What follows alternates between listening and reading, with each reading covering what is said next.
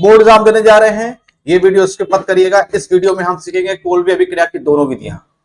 तो केवल 5 से 10 मिनट के अंदर ये विक्रिया हम पूरी सीख लेंगे। बोर्ड एग्जाम की तैयारी कर रहे हैं तो ये वीडियो स्किप नहीं करेंगे। तो शुरू करते हैं।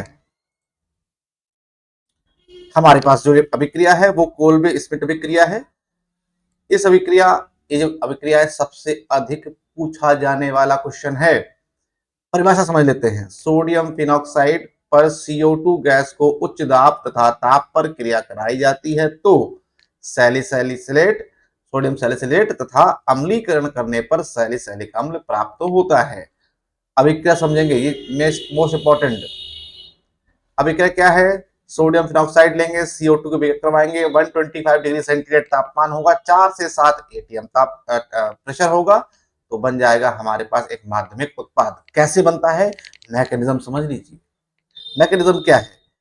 हमने देख ले लिया है benzene ring, O negative Na+, ये हमारे पास क्या है? Sodium phenoxide. साथ में क्या लिया है? CO2। अच्छे समझेंगे, टेम्परेचर और प्रेशर सेम ले लिया हमने। CO2 को हम लिख सकते हैं COO। ये अटैक करता है यहाँ पर ऑर्थो पोजिशन पे हाइड्रोजन से, H+ यहाँ से अलग हो जाएगा और ये COO यहाँ अटैक कर जाएगा, COO- और ये Na+ क्या बन जाएगा? थोड़ा देख लेते हैं। ये हमारा बेंजीन रिंग और यहाँ पर क्या हो गया? COONA। क्या बन गया? COONA। अब जो H+ यहाँ से निकला था वो H+ जाके O नेगेटिव में जाके एसोसिएट हो जाएगा, बन जाएगा OH। यही हमारा माध्यमिक उत्पाद है C6H4OH COONA। बात समझ में आई? समझ में आ रहा है? वीडियो को लाइक शेयर सब्सक्राइब करते रहिए। तो हमारे पास जो माध्यमिक उत्पाद प्राप्त हुआ, हम दोबारा से बना लेते हैं उस माध्यमिक उत्पाद को, OH और ये है हमारा COONA। अभी क्या करा रहे हैं? किससे? HCl से अम्लीकृत करा रहे हैं। H+ बनेगा, Cl- बनेगा, ये Na+, CO- बनेगा, Na+ और Cl- बना लेगा क्या? नमक का एक अणु NaCl, और जो बचा H+ वो कहां जो चला जाएगा? COO के साथ जुड़ जाएगा, बन जाएगा बेंजीन रिंग, OH और COOH। ये क्या है? सैलिसिलिक अम्ल। क्या है ये? सैलिसिलिक अम्ल। ये तो बनाना था। और इसी अभिक्रिया को क्या बोलते हैं? कोल्बे स्मिथ अभिक्रिया। अभी अभिक्रिया की शर्तें क्या क्या हैं? शर्तें हैं, तापमान होना चाहिए 125 डिग्री सेंटीग्रेड, दाब कितना होना चाहिए? 4 से 7 ATM, माध्यम कौन सा होना चाहिए? क्षारीय होना चाहिए। मुख्य बिंदु क्या है? CO2 हमेशा कहाँ अटैक करता है? ऑर्थो पोजिशन पे। मुख्य उत्पाद क्या बनता है? ऑर्थो हाइड्रोक्सी बेंजोइक एसिड, जैसे क्या बोलते हैं? सैलिसिलिक अम्ल। इसका उपयोग कहाँ होता है? एस्पिरिन बनाने में। ये वही है जो दवाइयों में यूज होती है। उपयोग क्या है? सैलिसिलिक अम्ल बनाने में और एस्पिरिन के निर्माण में। दूसरी प्रक्रिया Kolbe electrolysis, most important reaction है बेटा। इस बार बोर्ड में जरूर से जरूर ये आएगा, समझेंगे। जब किसी कार्बोक्सिलिक अम्ल के सोडियम लवण का वैद्युत अपहरण किया जाता है तो उच्च एल्केन बनते हैं।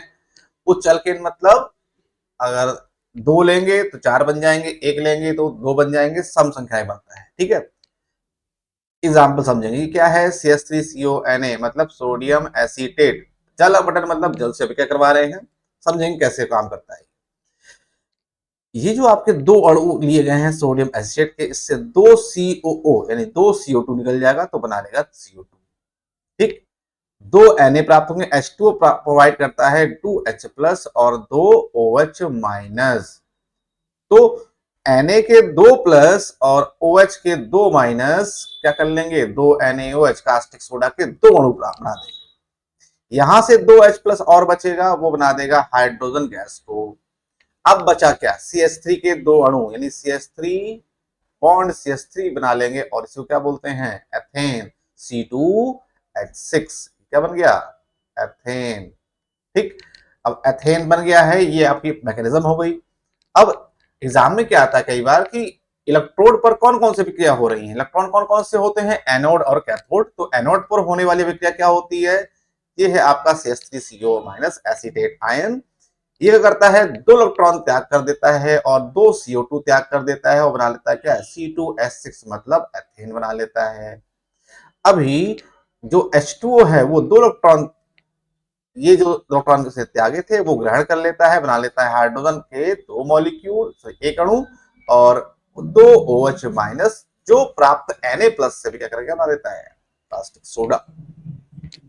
तो दोनों विक्रियाएं समझ ली हमने। मुख्य बिंदु समझ लेते हैं। इस अभिक्रिया के लिए एल्केन का निर्माण होता है, कार्बोक्सिलेट रेडिकल बनता है, सम संख्या के कारण वाला एल्केन प्राप्त होता है। हमेशा क्या रहेगा, सम संख्या 2 4 6 8। ठीक है। परीक्षा में कई सवाल पूछे जाते हैं इसके। कोलवे रिएक्शन की परिभाषा लिखिए।